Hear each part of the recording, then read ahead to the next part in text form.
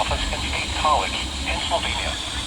The tones you just heard were a test of the specific area message encoding and tone alert systems. During dangerous weather events, NOAA weather radio receivers can be activated by these systems. A message with information about a watch or warning would follow.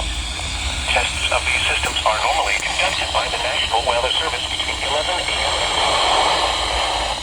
If there is a threat of severe weather, the test may be postponed until the next good weather day.